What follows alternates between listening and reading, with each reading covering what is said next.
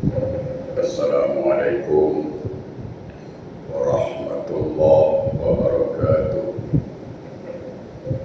Alhamdulillah, alhamdulillah wa syukurillah wal aqibatu lil muttaqin. Asyhadu an la ilaha illallah wahdahu la syarika lah wa asyhadu anna sayyidina Muhammadan abduhu wa rasuluh la nabiyya ba'dah. Allahumma salli wa sallim ala sayyidina Muhammadin wa ala alihi wa ashabihi rasulillahi ajma'in, amma ba'du. Rabbi shrah li sadri wa yassir li amri wahlul 'uqdatam min lisani yafqahu qawli. La haula wa la quwwata illa billahil 'aliyyil 'azim. Ilahi anta rabbi wa ridhakal matlubi. Jemaah yang dimuliakan Allah, pertama sekali mengawali majlis ilmu kita bersyukur kepada Allah Subhanahu wa taala. Allah masih memberikan kita nikmat, yaitu nikmat iman, hidayah, nikmat rahmat Allah. Dengan rahmat dan hidayah Allah lah ringan kaki melangkah ke masjid, ringan tangan diayunkan. Mudah-mudahan setiap langkahan kaki kita, setiap ayunan tangan kita, insya-Allah bernilai ibadat, diberi pahala oleh Allah Subhanahu wa taala. Amin. Salawat dan salam Allahumma salli ala Sayyidina Muhammad wa ala ali Sayyidina Muhammad. Marilah sama-sama kita sanjungkan keharibaan junjungan alam Rasulullah sallallahu alaihi wasallam. Mudah-mudahan kita beserta keluarga yang kita sayangi insya-Allah mendapat syafaat dari beliau Rasulullah sallallahu alaihi wasallam. Amin, Allahumma amin. Jemaah yang berbahagia, kita sudah berada pada 10 Rajab, 10 hari pertama. Ada satu kisah, satu sejarah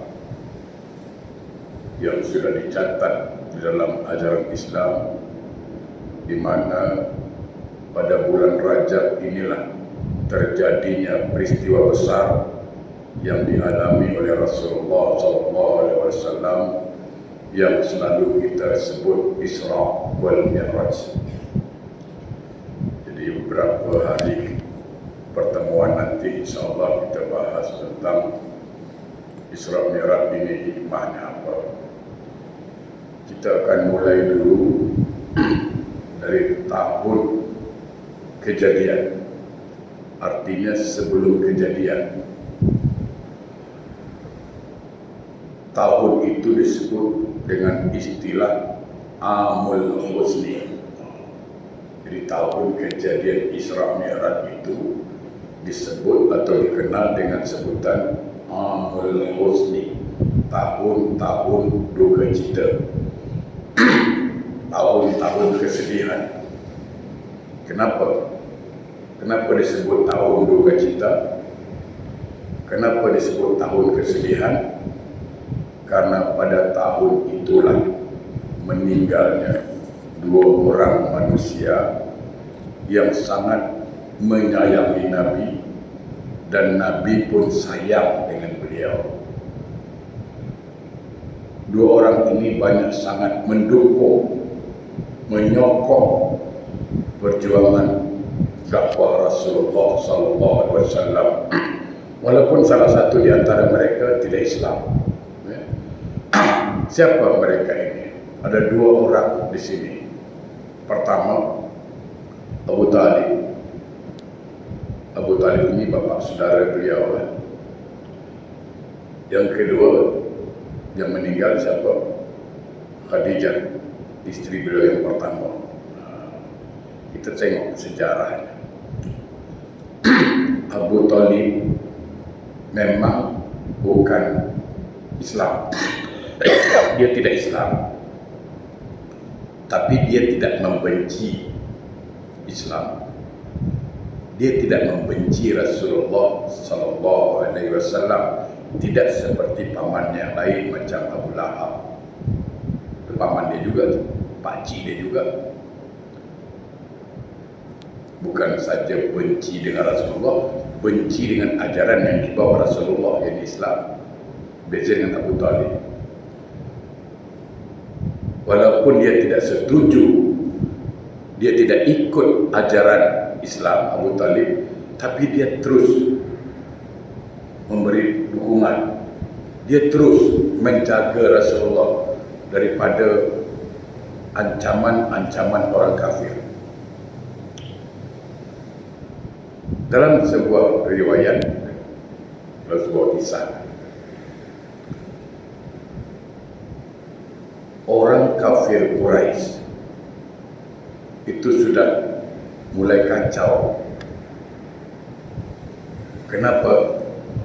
Karena perjuangan Nabi mendapat sambutan.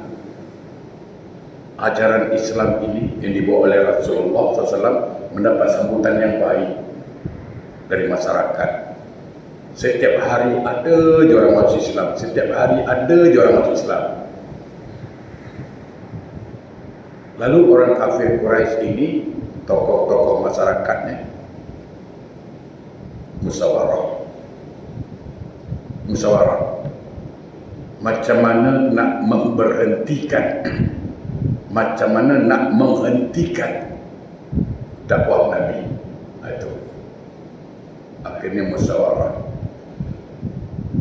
Dalam musyawarah itu diambillah satu sikap, yaitu orang yang paling dekat dengan Rasulullah itu Abu Talib. Ingat ya, Abu Talib itu walaupun tidak Islam, dia tidak benci Islam. Dia tidak masuk Islam bukan tidak percaya dengan Islam,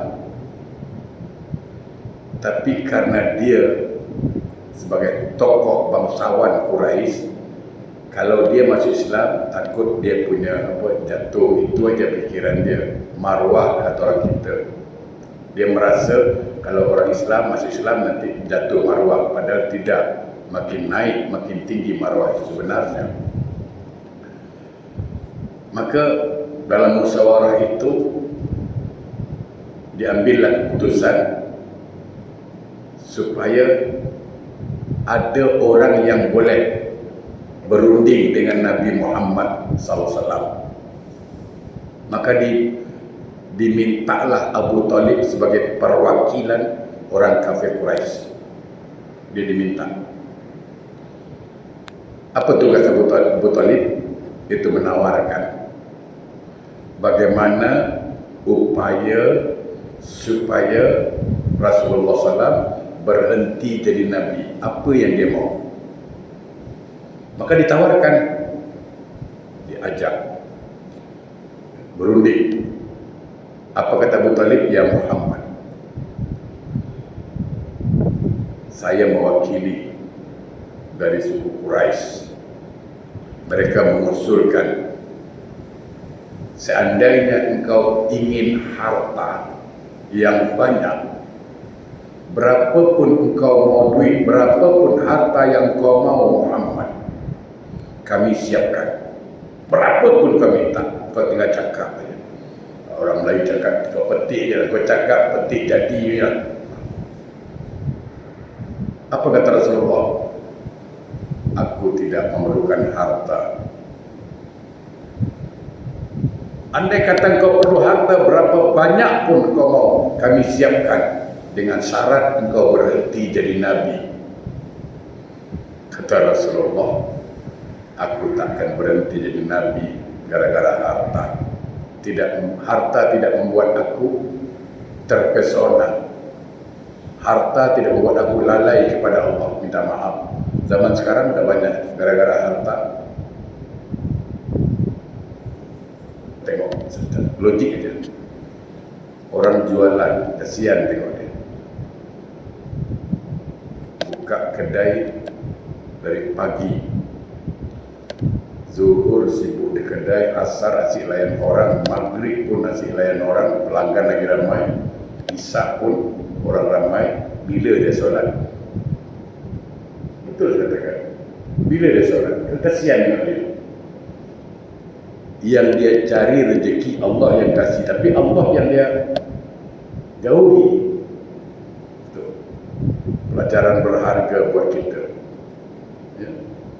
Ada kawan saya, kawan lah, bawa teksi, pagi bawa teksi, zuhur masih nampang, balik kedua tidur, tak sembahyang zuhur juga. Pukul 4 belum masuk asar dia keluar, asar pun tinggal, maghrib masih nampang juga, isyak berbalik langsung tidur, hari-hari macam itu. Bayangkan, apa lagi?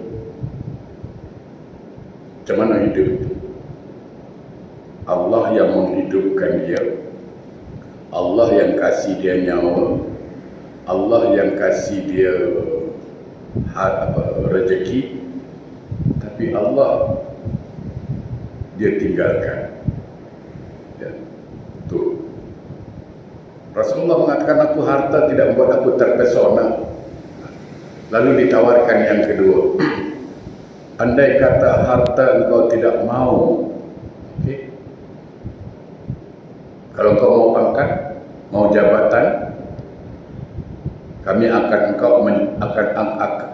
angkat engkau menjadi raja di Jazirah Arab ini. Engkaulah raja kami. Tapi dengan syarat engkau berhenti jadi nabi. Nabi tolak lagi. Jabatan, pangkat tidak membuat dia tergoda jauh dari Allah. Akhirnya apa? Ditawarkan yang ketiga, apa? Perempuan. Saya minta maaf, banyak orang kalau harta dia tak tergoda, betul, harta dia tak tergoda, pangkat dia tak tergoda, adik perempuan dia kenal. Banyak itu. Dalam bab perempuan dia lentok. Itu dia. Hati-hati. Ya. Engkau pilihlah perempuan paling lawa di Mekah. Kau jadikan isteri, ambillah, kami siapkan. Tapi berhenti jadi nabi. Nah, karena tawarannya bertubi-tubi, dengan tegas, sikap tegas Rasulullah, karena dia tak mau lagi ini apa ini semua, harta lah, jabatan lah, perempuan lah, tawarkan. Akhirnya Rasulullah dengan tegas mengatakan apa dengan paman beliau, dengan pakciknya, apa dia cakap? Wallahi ya ammi. Itu dia dah keras tu. Dia tak boleh tahan lagi dah. Wallahi ya ammi, law wada'a samsa fi yamini wal qamari fi yasari. Demi Allah paman, andai kata matahari engkau letakkan di tangan kananku, rembulan di tangan kiriku, seberat apapun, seberat macam mana pun, aku takkan tinggalkan itu. Dan aku tidak akan berhenti jadi nabi atau aku mati di dalamnya. Mantap. Itu baru orang beriman. Ya kan? Walaupun seberat apapun beban yang harus dipikul, walaupun matahari kau letakkan di tangan kananku, bulan di tangan kiriku, berat, memang berat. Tapi aku berusaha untuk menahan berat itu. Namun berhenti jadi nabi tidak. Itu dia betul. Ini yang orang Melayu cakap apa? Sekali layar terbentang, surut kata berpantang. Itu orang Melayu. Walau kau tikam 1000 panah, engkau tebar 1000 fitnah, pantang ku mundur setapak tanah. Itu betul. Kita Bayang tak tinggal ke masjid rajin, jumpa janda, goda janda sikit tumbang macam mana? Ya kan? Nampak janda lawa sikit, mulalah lagu. Tadi ngaji dia bagus-bagus. Tengok janda lewat aja, senangnya dalam hati. Kalau beristeri dua, mulai ngaji pun dah hilang. Allahu Akbar. Ni tegas beliau. Apa kata Abu Talib? Silakan. Kalau memang itu sikap engkau, kalau memang itu keputusan engkau, paman dukung, pakcik dukung. Apa yang terjadi? Maka ada usulan yang terakhir lebih bahaya lagi. Diusulkan kepada Abu Talib, bukan kepada Rasulullah. Abu Talib, kata orang kafir Quraisy, beginilah, serahkan Muhammad pada kami, serahkan dia pada kami. Kami akan ganti dengan laki-laki setampan apapun kau mau, kami siapkan. Kau nak laki-laki setampan apapun, kami siapkan. Kau pilih laki-laki mana yang kau mau, jadikan dia anak saudara kau. Dengan syarat Muhammad serahkan pada kami. Dengan tegas Abu Talib mengatakan, anak aku serahkan pada engkau, engkau nak bunuh. Anak engkau serah pada aku nak pelihara. Jalanlah. Itulah lebih kurang itulah maksudnya. Gigilah. Dia tolak langsung, bilang bukti sayangnya beliau. Orang yang sayang begini, walaupun dia tidak Islam, iya, tapi dia tidak pernah cerca Islam. Kami minta maaf, kadang-kadang banyak kita orang Islam tapi mencerca Islam. Tengok kawan solat, dah lama tak ke masjid kan, dah lama tak ke masjid ni. Sekali dia masuk masjid, dia mulai cakap lepas. Hai, tak salah ke? Ada pula kawan bekerja cakap tak salah. Ini hujan lebat lah, petang ni. Kawan pergi masjid pun dia kesini. Ini apa punya mimpi datang? Ini ada apa ni? Mestinya kawan dah lama tak ke masjid, sekarang jumpa di masjid, ucapkanlah Alhamdulillah, Alhamdulillah. Itu dia. Ini tidak. Tak salah nampak lah. Mimpi apa kau datang? Mimpi pula, dia cakap. Astagfirullahaladzim. Itu kita. Kawan solat kadang-kadang bagus, kita cakap, alah, engkau solat tunggang-tunggik belum tentu masuk surga. Tengok apa ni? Kau solat tunggang-tunggik belum tentu masuk surga. Lain kali jawab. Aku solat memang belum tentu masuk surga. Engkau tak solat, double confirm masuk neraka. Selesai masalah. Ya kan? Saya ingin katakan satu aja lah sini.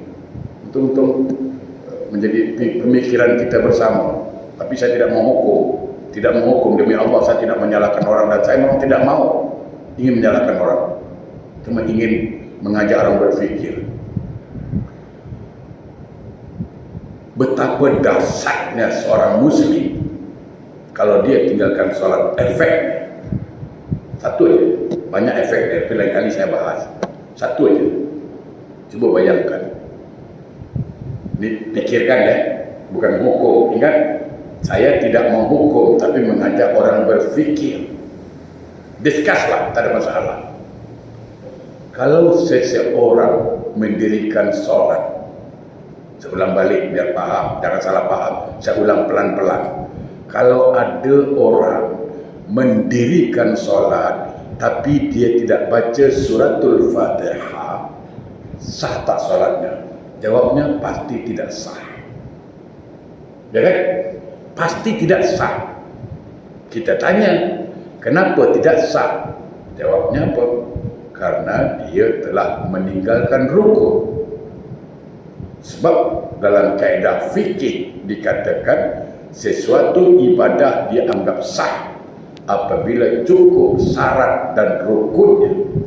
Kalau tak cukup syarat dan rukunnya, maka batallah ia. Itu kaedah fikih. Kalau ada orang pergi haji, Dia tidak wukuf di padang Arafah. Dia wukuf di padang besar lah. Sah hajinya? Tidak sah. Kenapa tidak sah? Karena meninggalkan rukun. Nah, artinya kalau kita meninggalkan sesuatu rukun, maka batallah ia. Nah, apa maksud saya? Cuba kita fikir. Islam, solat itu masuk tak dalam rukun Islam? Itu pertanyaannya. Masuk. Rukun Islam yang kedua. Jangan solat itu. Solat itu rukun Islam. Sekarang dia tidak solat. Dia tinggalkan rukun. Allahu Akbar. Sah tak Islam? Itu pertanyaan saya sebenarnya. Itu yang berbahaya. Pikirkan baik-baik. Pikirkan baik-baik. Dia sudah tinggalkan satu rukun. Apalagi ditinggalkan 2-3 rukun. Puasa tidak, keluarkan zakat tidak, solat tidak, udara. Orang kampung saya cakap hancur Minang. Betul? Betul, orang kampung saya cakap hancur Minang, hancur. Betul. Tapi jangan cakap dia kafir, dia mengamuk. Dia Malaysia gua Islam, tengok pasport Islam. Ini menjadi bahan pemikiran. Kita kasihan, kita sayang. Cuma saya ingatkan, jangan pernah cela dia. Itu pesan dari masjid. Kita tahu kawan kita tak solat, kita tahu. Kita tahu kawan kita maksiat banyak, kita tahu. Tapi jangan pernah kutuk dia, jangan pernah cela dia, dan jangan pernah katakan engkau ahli neraka. Jangan saya katakan. Sebab sejahat apapun orang itu, sesalah apapun dia, ingat, pintu surga masih terbuka untuk dia, asal mau dia lewat pintu taubat. Asal dia bertobat, selesai masalah. Tapi sebaik apapun kita, sealim apapun kita, jangan pernah sombong. Jangan. Kenapa? Karena pintu neraka pun terbuka untuk kita. Kalau orang itu sombong, hati-hati. Allah lebih mencintai, lebih senang melihat air mata seorang ahli maksiat yang sedang bertaubat daripada doanya orang yang sombong.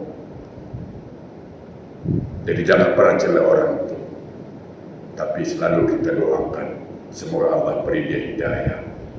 Jadi kalau kita kutuk dia, kita cela dia, bukan tambah baik, dia tambah jahat dia. Nah, yang kedua, siapa itu? Khadijah. Ini bab Khadijah ni saya ingin sampaikan bahawa ingat betul-betul di zaman Khadijah lah Nabi tidak kahwin dengan perempuan manapun. Tu ingat, Nabi kahwin dengan perempuan lain itu setelah Khadijah meninggal dunia. Jadi bapak-bapak, pakcik-pakcik, kalau nak ikut sunnah Nabi, nak kahwin lagi, tunggu mati bini tu. Jadi kadang-kadang bini hidup lagi nak kahwin, cakap sunnah Nabi. Kadang-kadang macam nak lempar macam pakcik tu. Betul lah kadang-kadang. Nabi, tapi nak cakap sunnah Nabi kan? Sunnah Nabi kan perbuatan Nabi. Nabi itu menikah lagi setelah Khadijah meninggal, itu baru betul. Saya tak melarang orang kahwin lagi, bukan. Kahwin apa punya pasal. Tapi kalau Nabi isteri kau hidup lagi, jangan cakap sunnah Nabi. Menikah je lah, selesai masalah. Iya, nikah lagi sunnah. Sunnah Nabi buat nikah kau buat. Sunnah banyak lain kau tak buat.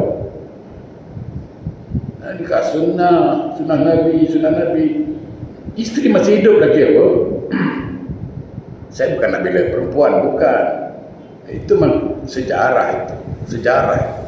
Nah, pernah satu hari, saya ingatkan, Aisyah itu cemburu.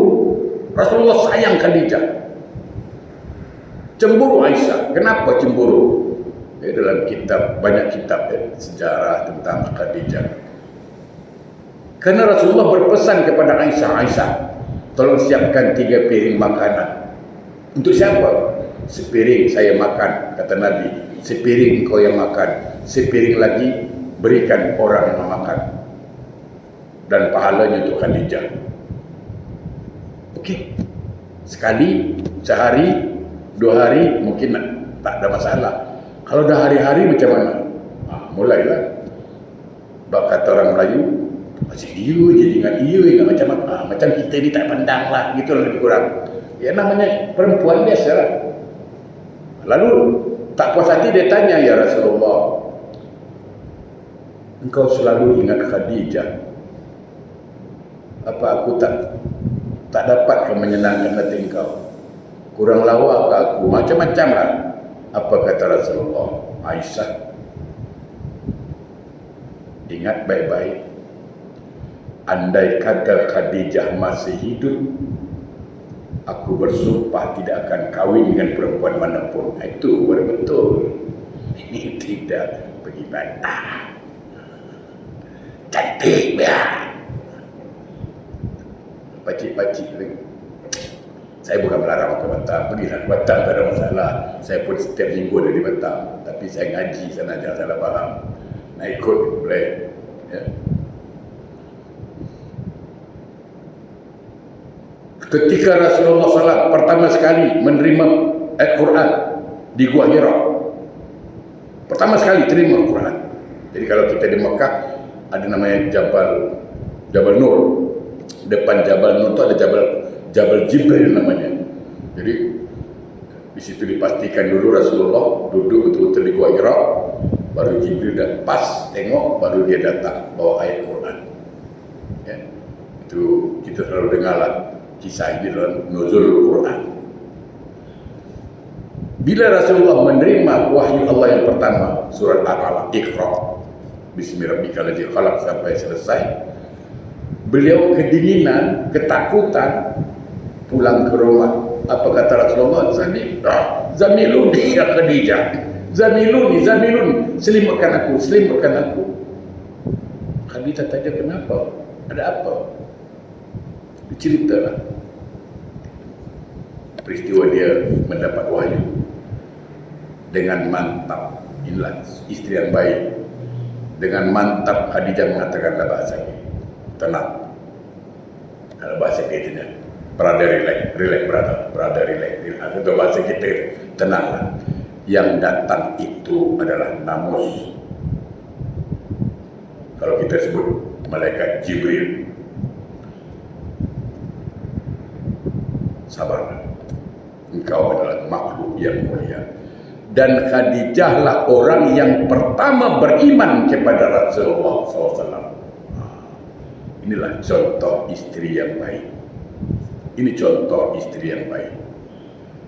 Ketika suami dalam keadaan masalah, dia menenang.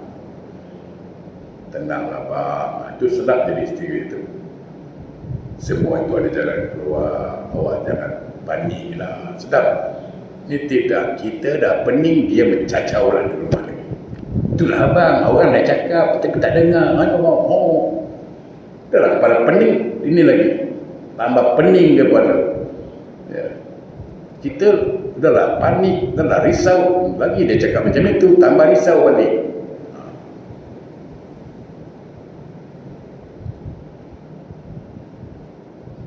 Ingat, Khadijah itu dulu harta dia banyak.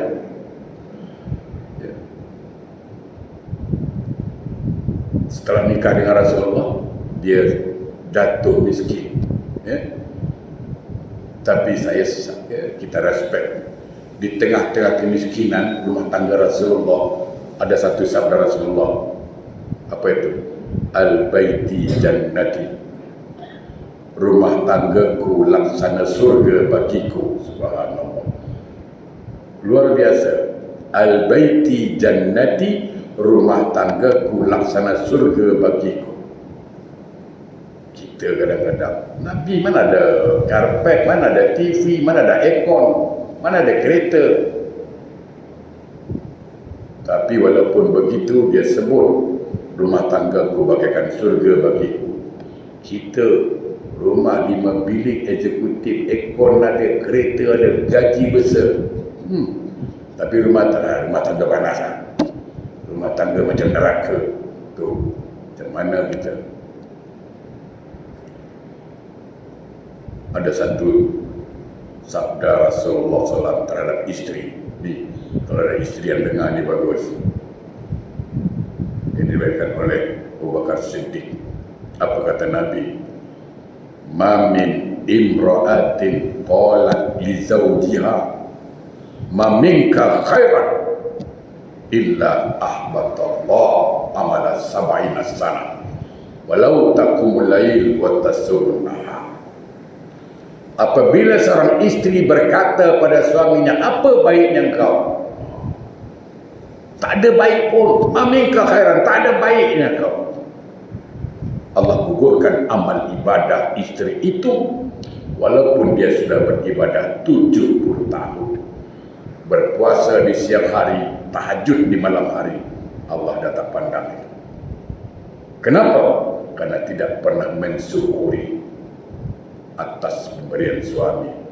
Dan 2/3 penghuni neraka itu perempuan. Lalu Nabi ditanya, ya Rasulullah, 2/3 penghuni neraka perempuan, apakah mereka tidak solat? Solat, kata Nabi, solat. Apakah dia tidak puasa? Puasa. Apakah dia tidak baca Quran? Baca Quran. Apakah dia tidak tahajud? Tahajud. Kenapa masuk neraka? Maka Nabi mengatakan, karena tidak pandai bersyukur atas pemberian suaminya.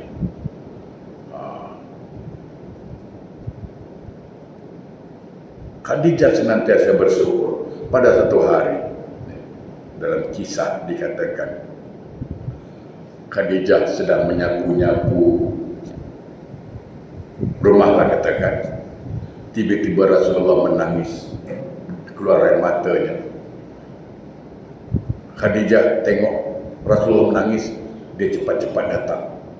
Inilah isteri yang bagus. Tengok suami menung, tengok suami sedih, isteri pujuklah, kenapa bang sedih, dia nampak ada hal ke? Kan senang.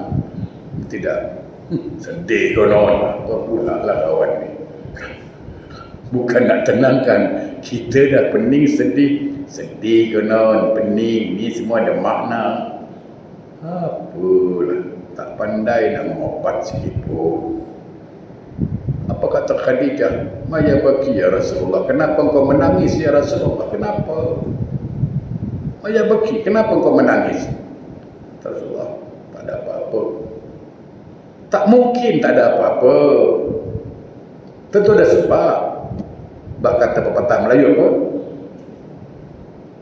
Tak mungkin tempur bersaraf rendah kan?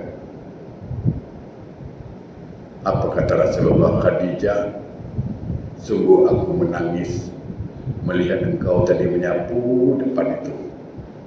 Dulu engkau wanita kaya, cantik, menawan. Banyak laki-laki ingin mendampingi hidupmu, tapi semuanya engkau tolak. Engkau pilih aku, anak yatim. Lalu setelah engkau nikah dengan aku, dengan saya, kata Nabi, engkau jadi miskin, engkau jadi susah. Dulu engkau tak pernah susah, engkau kaya. Tapi aku tengok, walaupun engkau susah dengan saya, tidak mengurangi cinta engkau, tidak mengurangi sayang engkau pada aku. Subhanallah. Inilah isteri. Ini tidak ada duit abang saya, tak ada duit abang Melaya. Itu susah. Ya kan?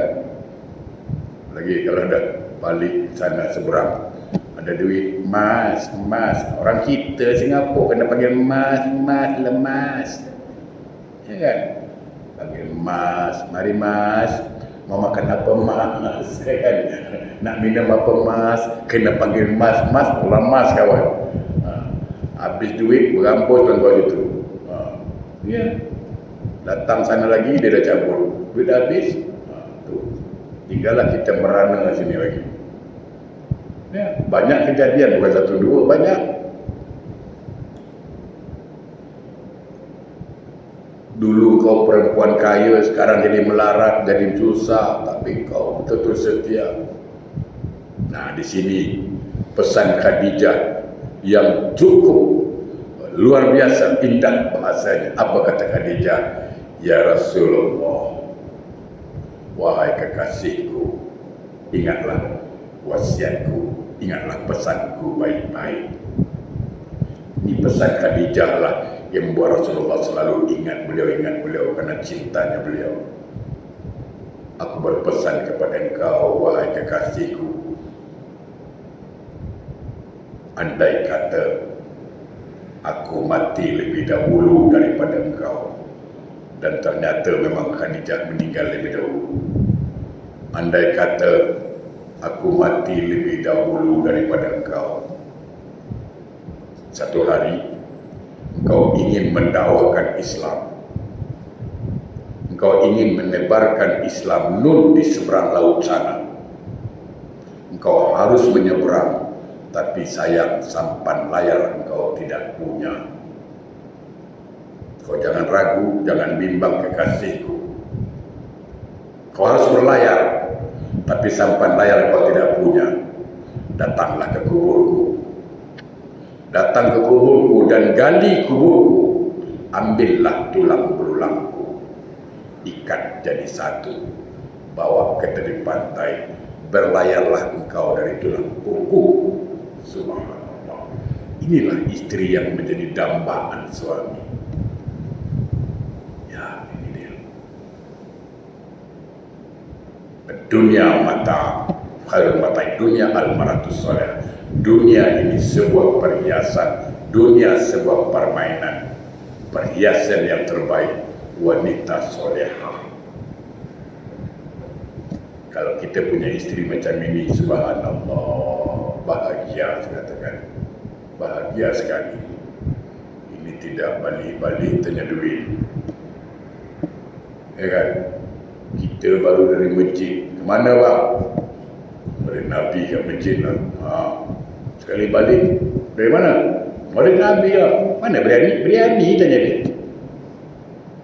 Mana ada berani? Lain kali jangan pergi lah, tak ada berani.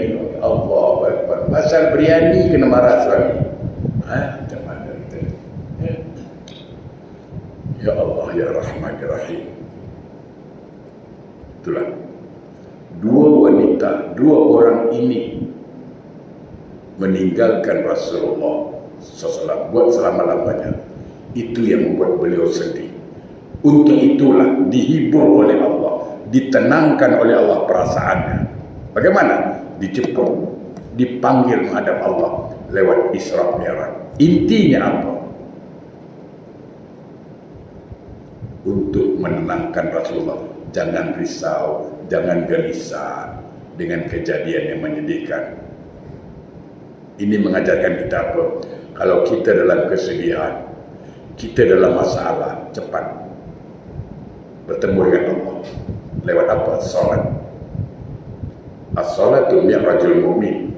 Salat itulah mi'rajnya orang mukmin. Itulah makna Allahu Akbar. Allahu Akbar. Allah Maha Besar. Artinya apapun masalah yang kita hadapi, apapun problem yang kita hadapi, sebesar apapun dia, demi Allah, kalau sudah kita serahkan kepada Allahu Akbar, semua problem kecil selesai. Itu yang kata Allah, wa may yattaqillaha yaj'al makhraja wa yarzuqhu min haitsu la yahtasib. Barang siapa berserah diri kepada Allah, Allah akan kasih jalan keluarnya yang dia tak tahu datangnya dari mana. Nih. Jadi kalau kita ada masalah, ada resah gelisah, cepat kepada Allah. Lewat tahajud, lewat hajat, terserah. Untuk menenangkan hati kita. Dan fungsi solat itu adalah zikir. Ala bi zikri tatma'innul qulub. Dengan zikir hati akan tenang. Artinya apa? Ketika kita solat, semua masalah kita hadapi dengan tenang. Itulah harapan kita. InsyaAllah kita akan sambung Jumat depan, yaitu hikmah kenapa ada pembedahan qalbu. apa yang dimaksud dengan berdakalku.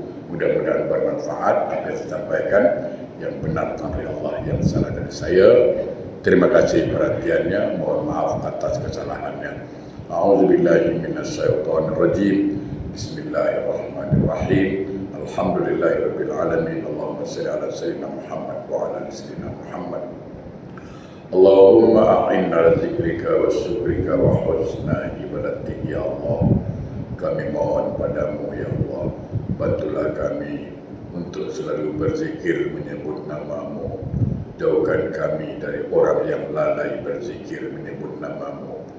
Ya Allah, bantulah kami untuk selalu mensyukuri nikmat-nikmatmu. Jauhkan kami, hindarkan kami dari orang yang mengingkari nikmatmu. Ya Allah, bantulah kami ya Allah untuk selalu memperbaiki ibadah kami, memperbaiki akhlak kami. Allahumma ya Allah ya Rahman ya Rahim ya Ghaffar, ampunkan segala dosa-dosa kami, dosa kedua orang tua kami, dosa orang-orang yang kami sayangi, dan satukan kami kembali di surga yang penuh nikmat. Allah, berkatilah kami pada bulan Rajab dan bulan Sya'ban, dan sampaikanlah umur kami ya Allah memasuki bulan Ramadan tahun ini. Rabbana atina fid dunya hasanah wa fil akhirati hasanah wa qina adzabannar. Walhamdulillahi rabbil alamin. Assalamualaikum warahmatullahi wabarakatuh.